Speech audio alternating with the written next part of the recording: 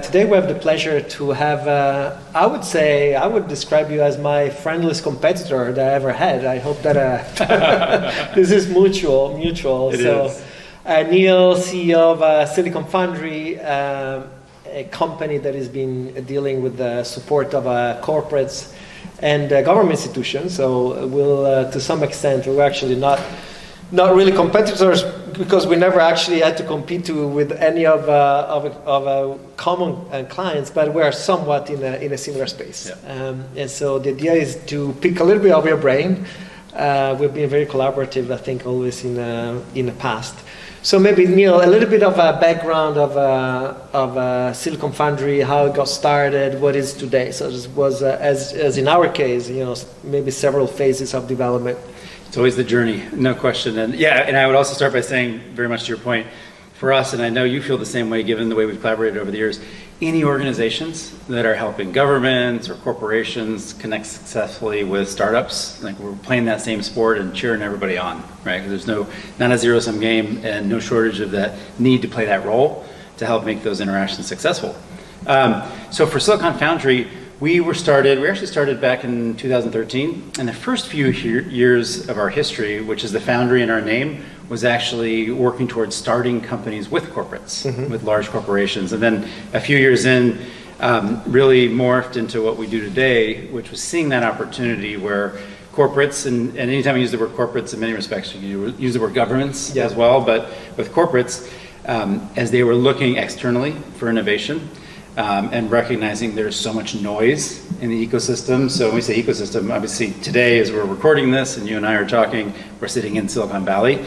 But ultimately, if you think about all the startups being created around the world and for corporates trying to figure out where are the right companies, which companies should be on their radar screen and that they should be engaging, either because the corporates should be a customer of those companies, right, where it's improving their operations or generating new opportunities, new revenues, or partnerships, or strategic investments, or acquisitions.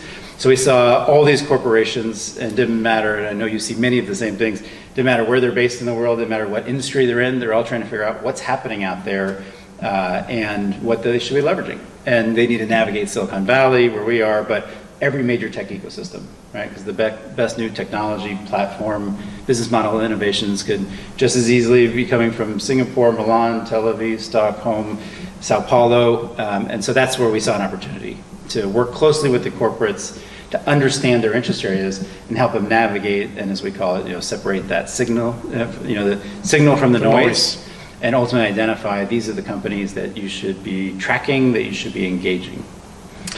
And I want to go back a little bit into the progression and how you started. Maybe let me start actually from a little bit of a perspective. We, as you know, we publish a number of reports also in macro trends and things that are happening in the world of disintegration. And the venture building is actually one area where it seems to be in the, again, maybe in the new acceleration phase. And you're coming from the opposite side. So you started really as with that model in mind, and then you kind of switch your model in something, if I'm correct, is more on the membership level. So give us a little bit of that journey. Yeah, so maybe I'll hit the membership first, and then it's a very good point, the venture building, venture studios. On the membership side, for us, so the business model is, in most cases, a flat annual fee, multi-year fee in some cases, but that's different than doing specific project work or a business model based on we're going to get paid if they end up doing something with the corporate, transaction-based. The transaction-based, which of course we want those deals, those transactions, those relationships to materialize, but not getting paid that way. For us, what it meant was it really evoked that concept that we're an extension of the innovation teams, the strategy teams, the corporate venture teams of those corporations. So it's almost like we're a part of your team. We're holding the Silicon Foundry business card, but day in, day out, we're representing your interests in the market. It also makes us unbiased, right? You asked our opinion, we've gone deep in an area for you, we've identified the best players that you should be working with. Now, whether or not you work with them doesn't change our economic picture. So we're unbiased. You're getting our honest opinion. So that's the nature of the membership model. I think the last piece of that for us, and you all very much have a community. It's kind of like you're joining our community, right? And that includes the community of relationships we have with startups. Often also includes, a lot of times these big multinationals actually want to talk to one another. So a good chunk of our work over the course of a typical day or week or month is startup to corporate, but often it may also be corporate to corporate, right? Where they're either looking at similar categories and maybe comparing notes and perspectives and learnings. There may be opportunities to collaborate with one another. I mean, definitely when COVID hit, as an example, every one of our members was looking at sanitation technologies, right? And so even if you had two members whose core businesses were directly competitive, everyone was trying to get back to work and make their employees safe and make their customers comfortable coming back. So a lot of collaboration opportunities. So anyways, so that was the membership model for us. Going back to your question about venture building, venture studios, creating companies, it's interesting. I think, if we really look back the last 10 or 15 years, many corporates participated in things like accelerator programs, right? Which was, here's an existing external company and come work with us, corporation, and we'll help accelerate your business. We'll be a customer, we'll give you feedback, maybe we'll be a strategic investor. The word incubator, sometimes that's used in the same sentence as accelerator, but that was really more of the corporate or incubators that are not associated with corporations. Maybe they're government backed as well. Entrepreneur has an idea, or the platform that they may go work with has an idea, and so you're really starting it from day one.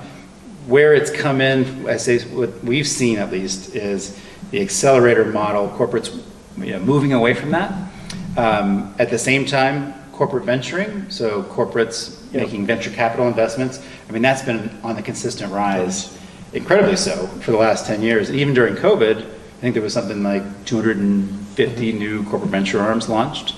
And it was kind of a pause for something to understand what was happening, but then things reaccelerated. Exactly, yeah. I mean, that was faster. Certainly our concern, having been around the block a few times, is when there's a downturn in the market, and obviously no one's experienced pandemic before, one of the first things that happens is these large corporations pucker up, right? The CFO says, wait a minute, stop making those venture investments. But instead, during COVID, after the sort of momentary pause, kept going. But the key theme there is corporate venture investments, that's investing in existing external companies, right? So accelerators programs or entrepreneurs are coming to them. Corporate venture capital, also historically, corporate venture capital had invested really only in later stage companies, and that even went earlier. But now we have something else, which is venture building, venture studios. And I think we probably remember the name Idea Lab, which I think gets credit 20 years ago in doing that, right? And so that is what we've seen. So while we did it in the early days, we actually have a hand in that right now, because we see more and more corporations trying to figure out, how do we capture entrepreneurs? How do we capture entrepreneurs?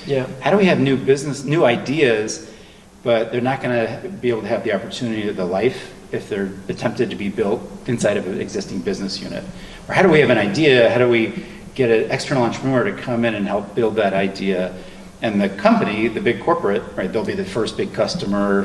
They know the market because they would be the customer. And so we're seeing more and more of our corporate members want to explore venture building and venture studio. We've got some who already have it, and we've got others who are considering it. But then there's a whole series of questions, right? So if you want to have this activity, how are you going to do it? Do you want to build it, no pun intended, do you want to build it yourself and operate it? There's external groups who will partner with the corporate to spin up a venture building, venture studio activity. What's the definition of success? How are you going to fund it? Who's going to run it, or who's going to be responsible for it? But just this idea of you want to launch new businesses, and in some cases they're not going to make sense to live inside the four walls of the big corporate. In other cases, maybe they start there and spin out. In other cases, they need to start external from day one. And so we've seen more and more and more of that. And I think that's almost like the natural evolution. Yeah. It also complements corporate venture capital. So if you have a corporate venture capital arm and you spin up a venture studio activity, how are they interrelated? And maybe they're not. Maybe there's separate standalone activities. Let me add one, and sometimes the is an extension of the entrepreneurship processes. So something that started more as an internal flow of internal ideas that get promoted within the business units, and then they get to a point where actually this becomes a plausible business. So what do we do after that? And so some actually are coming from that route as well. Exactly. Yeah, maybe that makes sense to spin out at that point. We have, just to give one live case study, we have a member from Japan, publicly listed company, and what they were finding is they had a lot of entrepreneurs who, when they had that idea, they left the company, right? Or they had alumni, folks who used to work there, who they kept in close touch with, who were launching new companies. So they wanted a way to capture that and not lose it, and so they spun up a venture fund and studio that is run by the founder and some of the early leadership. So it's kind of like an innovative way. So there's the core business doing its thing, and then when an employee has an idea, they can actually pitch it to the venture studio.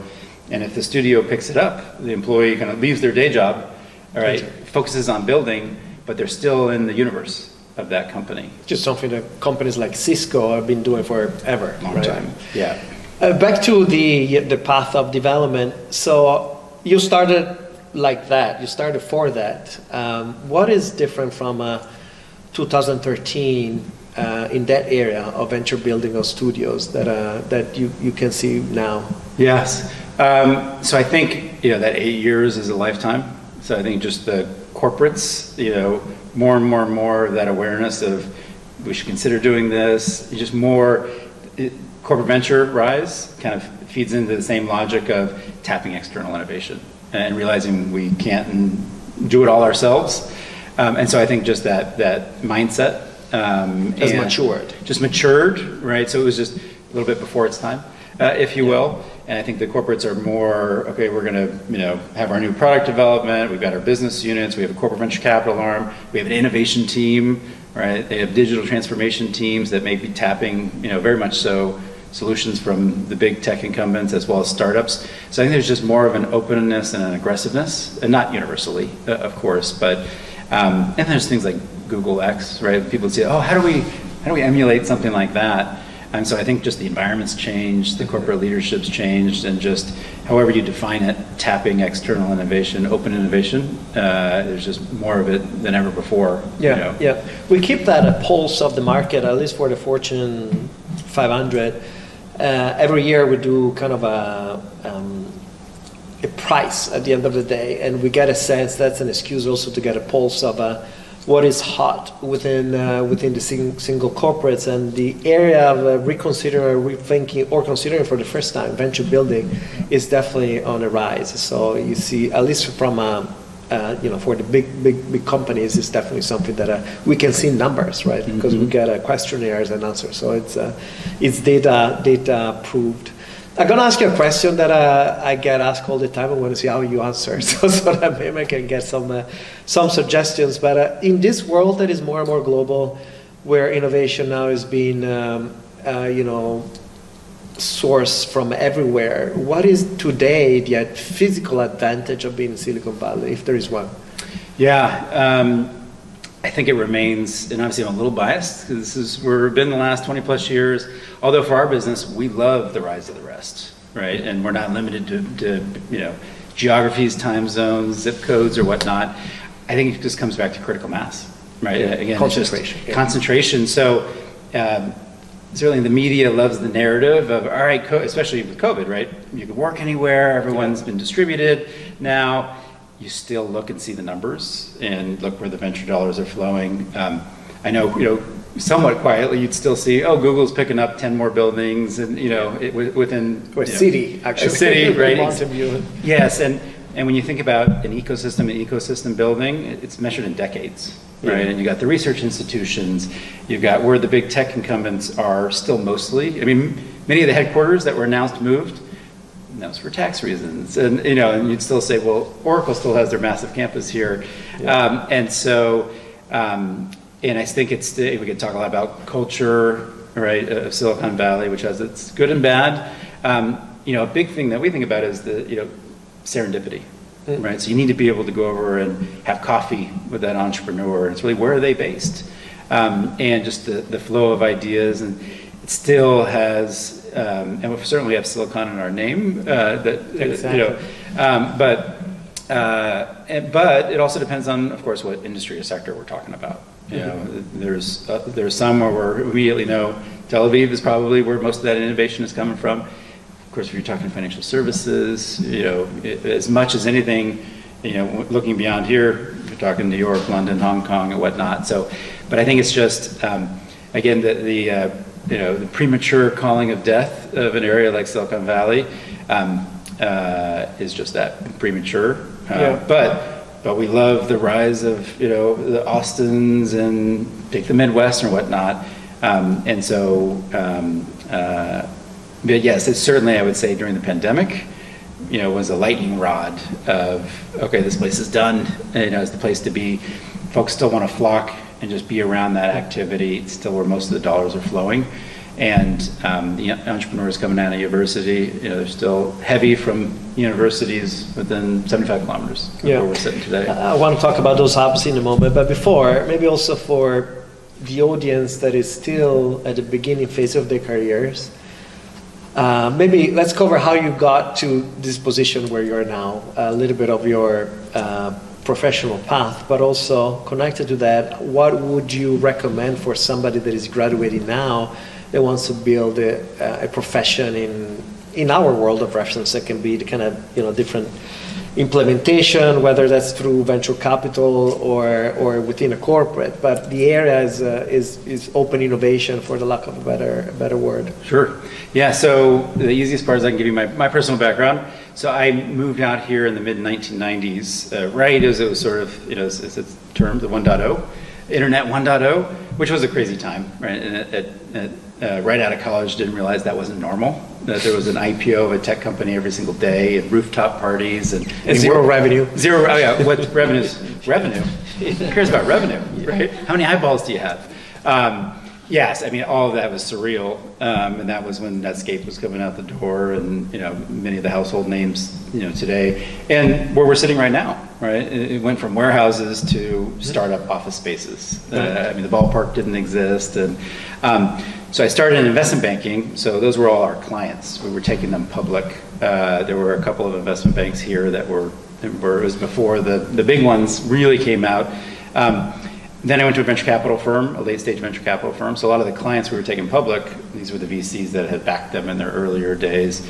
Spent time in a software company, and then after that, after business school, corporate development at what's now Adobe, the software company, just actually about, still there. Yeah, across the street from here. And then VCs at two other places before I came here. And I guess really the point, though, of that background, which is, for our business, much like yours, right, we sit at the intersection between startups and corporates and the VCs that back them and the service providers, right, that are a part of the ecosystem, the bankers and whatnot.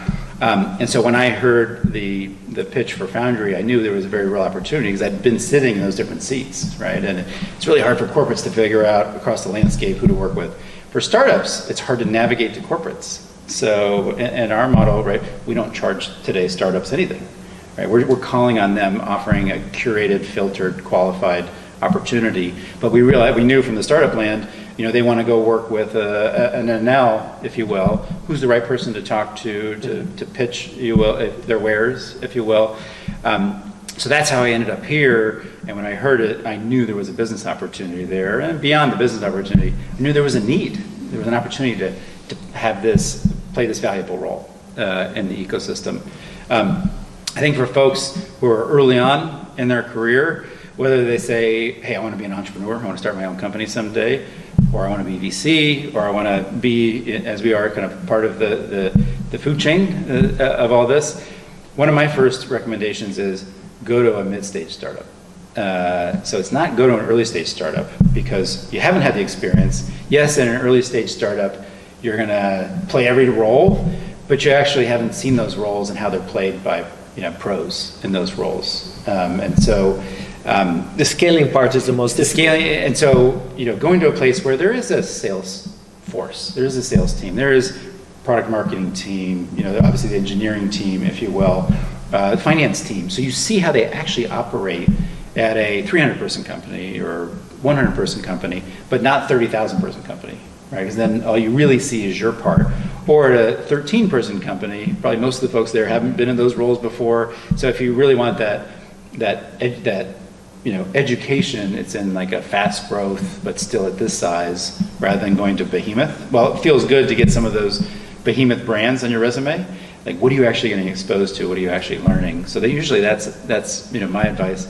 For folks who are later on in their career, it's if you're going to go to startup, you better have a big piece of the equity, because the odds are 9 out of 10 are going to go out of business. So you're going to get cash underpaid, you're going to work your tail off, and your equity is not going to be worth anything. So it really depends on your risk threshold, what phase and stage in the career. And I think for doing what we do, right, you have to have the perspective and understand the mindset and speak the language of the corporates, and the same true of the startups. And if it's VCs or corporate VCs, or even the governments, kind of what's their drivers, how do they operate, what's their definition of success. So that's what I usually say when folks, I'm moving to Silicon Valley, I'm going to join a startup, but I want to be, an entrepreneur and be the founder someday. Usually my advice is go to a place at least for 1, 2, 3 years where you can see what best practices look like. You can see how a professional sales force operates. Because guess what? If you're a founder, as we all know, you're chief product officer, head of sales, you're all of that in one. So how do you get the fastest education around it, is to see how a well-oiled place, as it's scaling, operates. I'm smiling because when we think of 1 or 2 years in a job here, it seems like a lot. And then when we have companies, from most of the other places, yes. When ask people how many years, they normally go in decades, right? It's normally 3 decades. Those are so the 1 or 2 years is never a possibility. It's always seen as something so temporary, whereas the speed at which things kind of grow here, and hence also the possibility of learning, is definitely proportional. How about VC? There's not such a thing as a VC school. There's some, but I wouldn't say that is the common path for somebody that is now at business school and wants to be a VC. Yeah. What would you recommend? Yeah, it's interesting, right? Yeah, there is absolutely no generic path to be a VC. I mean, one thing to almost recognize, if you kind of rewind to the history of VC, if you look at most venture funds, 25 years ago, there were partners and then assistants. It's not like there was a legion of junior VCs being groomed to grow. Most of the VCs back then, and I'll get to today, but most of the VCs back then, they'd probably been in strategy consulting before, maybe they'd been investment bankers, maybe they had started companies, right, and they had success, and then they started making their own investments, and then that parlayed into a fund.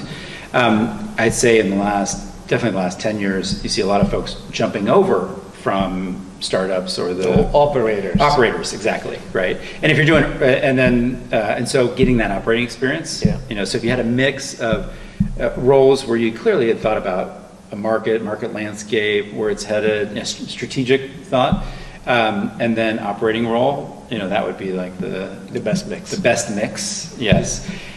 You'd say, boy, when it's really early stage, and there's just a lot of studies out there, like who makes better VC investors?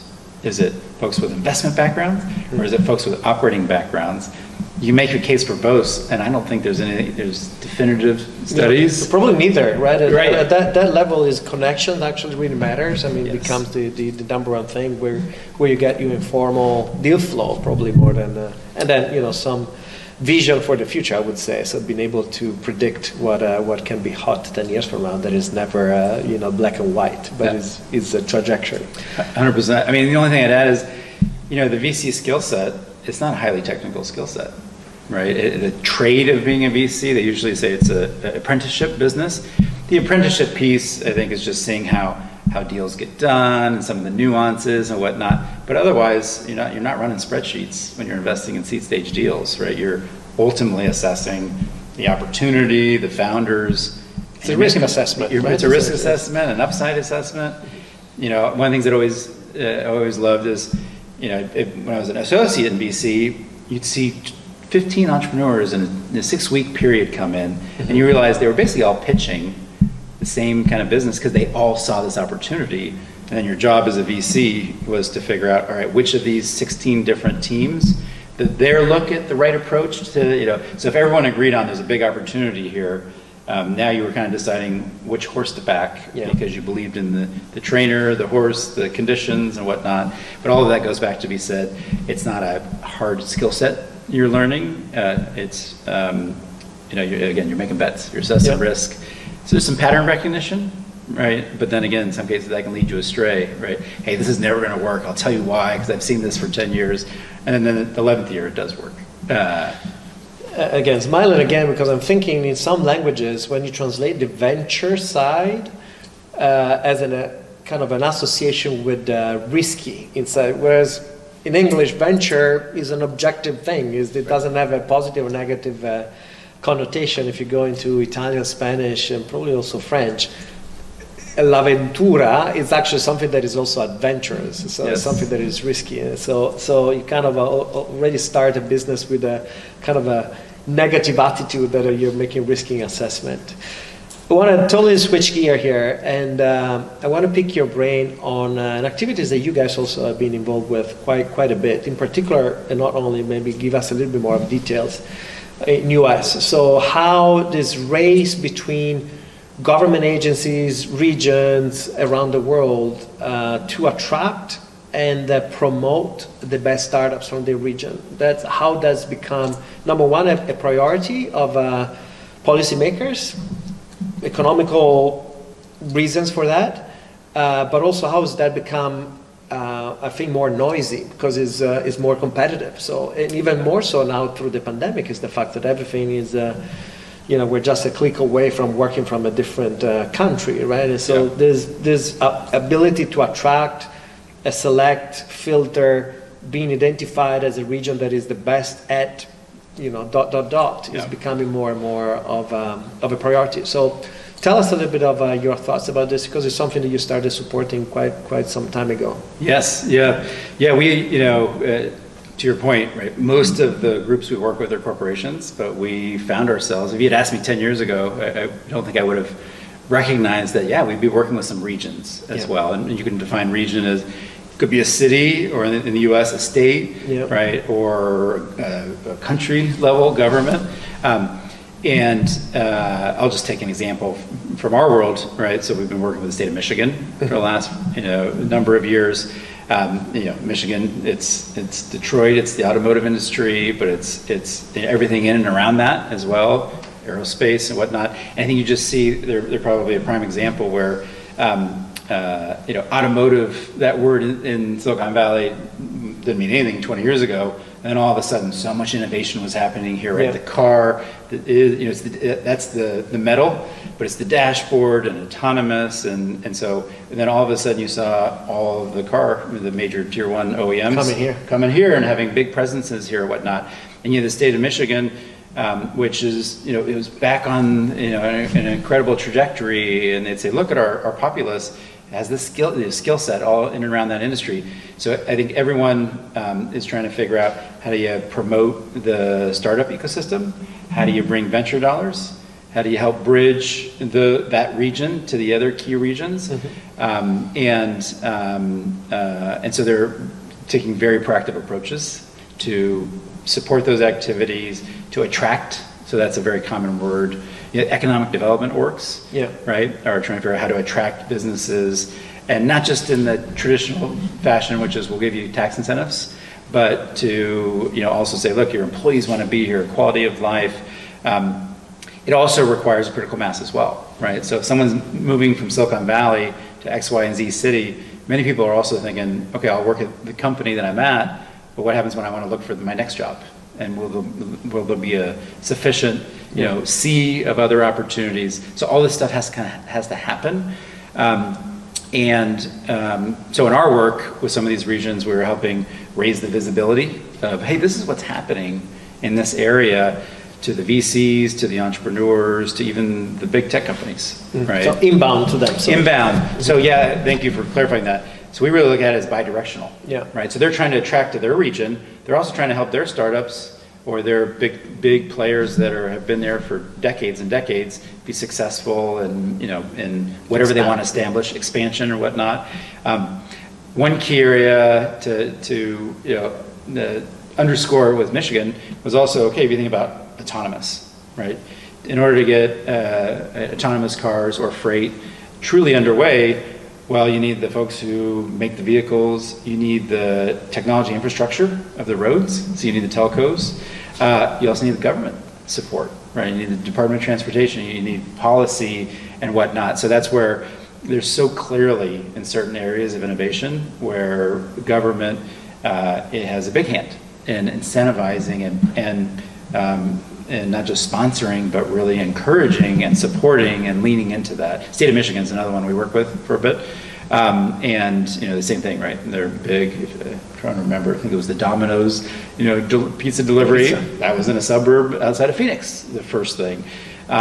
In Michigan, they helped partner with an arm of Google called SIP, Sidewalk Infrastructure Partners, as well as Ford. There was an entity created called CAVNU, and that is bringing to life over the years to come an autonomous corridor between Detroit and Ann Arbor. And that very much takes the government to be a part of that and to be a promoter and the senior-most leadership of the government, right? So you're just talking about the governor of the state, who's effectively the CEO of the state. We also see a lot of those government bodies, right? Leadership, they're coming to Silicon Valley for treks. They're meeting with folks. There's alumni, if you will, expats. That live here. That live here. And so let's get together business leaders here that hail from that region who are very much, a part of wanting to give back, if you will. We had a group, C100, which is Canada. Canadian. Like they sat in our hub space for a while, right? And they're bringing together the successful Canadian entrepreneurs, business executives, VCs, right? All with an eye towards bringing that community together and everyone helping one another. Maybe one last piece I'd say here is for our work right now, we're doing some work in the UAE, and it's around fintech, right? And they're very public about the fact they want to be a destination for fintech innovation, right? And I think to some of the words you said, right? Also, they need to be visible on the world scene. That you're an entrepreneur creating a company in this category. Come here, right? There's an amazing platform and ecosystem and test bed. And that is probably a degree of zero-sum game, right? Yeah. The entrepreneur is saying, where should I have this business be based? And so we see a lot of that as well. Yeah, yesterday, actually, last night, we had an interview with the Scale to Dubai, which is like essentially this, so the future of the expo to attract the best scale-ups around the world to come to Dubai, right? For a number of reasons and projects where the value proposition they are promoting has to be crystal clear because there are a million other options out there of entities that are trying to do something similar. One step further to make it kind of practical, two things. One, who are the counterparts that you talk to, that you work with at those entities? And number two, give us a couple of examples of very tangible deliverables that you give them at the end of the year. Yes. So the counterparts, I would say the most natural, although I'm sure your experience could be a lot different, it's the economic development orgs, agencies who are promoting new business or agencies who are promoting new business creation. Ultimately, the counterpart are the governors, who are the ones who, Do you find chief innovation officers, for example? There are some, right? And there's like chief mobility officer of a city or whatnot. I'm trying to think if we've come across chief innovation officer as the title of someone who's working. Sometimes you have CTO, technology. That's a very good point, right? Even in San Francisco, we have a CTO and whatnot. So yes, that could be a counterparty. And there's the if you double click on that, there's also, is that counterparty, are they a true government organization or are they quasi? Because they're backed by the government, and then the big businesses in the region also write checks to have those, because they want the region to flourish as well. So admittedly, for us, it's only a few examples or case studies. But I think what's interesting is when you get like a Dubai, right, which has, they got the different parts of the country overall, but universally there's that desire to attract and be known as the place where innovation is encouraged, incentivized, supported, and the ecosystem is very actively being built, very proactively and purposely being built. A practical deliverable. So an example of some of the deliverables. Yes, I'd say practical deliverable is, well, in some cases it's the governor's coming out and helping engineer. We believe these are the key folks that they should be meeting with from the innovation economy. Locally here. Locally here. Practical deliverable is helping to spin up those activities where you're rallying the expats from that region, especially in this neck of the woods. Also, which companies should they be approaching to attract? So you play the bridge there. It is that bridge. It goes back to that practicality of doing that bridge role. Look, there's a lot of very fast-growing private companies that would probably be second nature names for us here that aren't necessarily, right? And so that company who went from 200 employees to 2,000 is going to 20,000. Yeah. And in the next 24 months, helping identify which of those companies and, hey, state of X, you should be engaging with those companies as they're deciding their growth plans. Others is in the state of Michigan, we have historically been working on something called the Michigan Central Station, which Ford Motor Company, it's an old train station that had been just a pinnacle of, it had been the big one, everyone knew as a symbol of pride. It had been in disarray for decades, and Ford bought it and now is making it to the tune of multi-billions of dollars. We're going to make it a destination, a mobility hub of innovation, attracting startups, companies like Google and others, and so helping them identify who should be the partners in bringing that vision to life. So that kind of goes back to, again, figuring out who are the key players that you should bring to the table for a project like that when you fast forward ahead, it should be, be a bellwether for Detroit, the state of Michigan, and with, Ford being the driver of it all. Awesome. I think that makes it extremely practical. I would conclude with more of a view in the future, again, for business or professional development purposes, but also our own professional development as entities are working in that world. How do you see some of the major future development in our market in the next decade, I would say? What do you think that we should look at? What major changes can you see from the status quo? Yeah, and our market being corporate innovation. Yes, yeah. And that includes also policy making, by the way, because I think that's an angle that it becomes more and more relevant.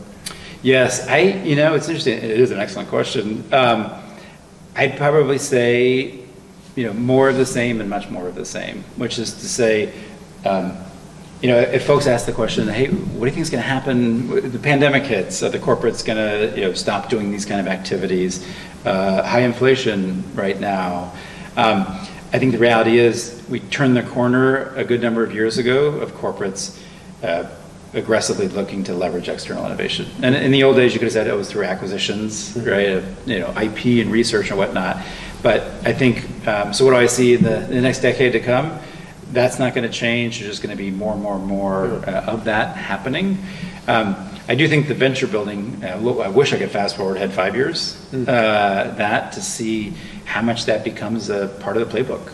And if you're a board member of a Fortune 2000 company and you don't have some flavor of that at work, you're hammering on the senior management team, why not? Certainly the borders, virtual borders just dropping, which I think, I'm assuming everybody in this room, we love, right? It's a borderless world in that context.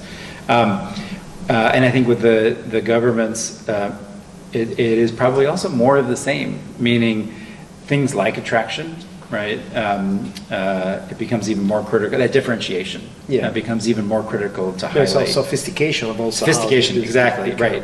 Kind of going back to, it's not just, here's the tax incentives to come to my region, and let me tell you the skill set of the populace there. Now there's many more, and I'm sure I'm not doing it justice, but I think it becomes even more important to be sophisticated in that going forward. And I think we'll just see more and more, cross-border collaborations as well, in addition to competition. I'm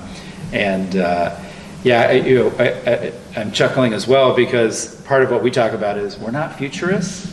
The futurists are probably you guys are going to start companies and really determine the future.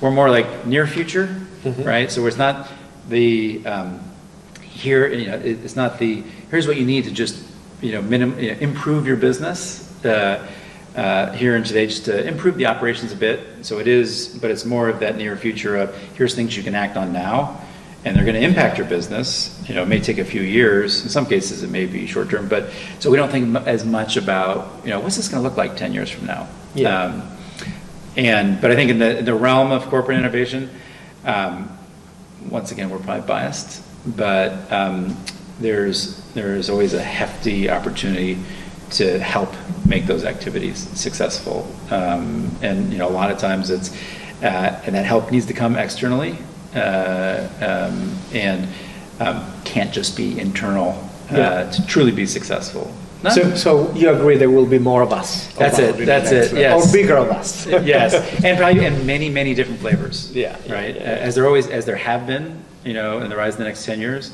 And back to my opening comment, many different flavors, but we're all,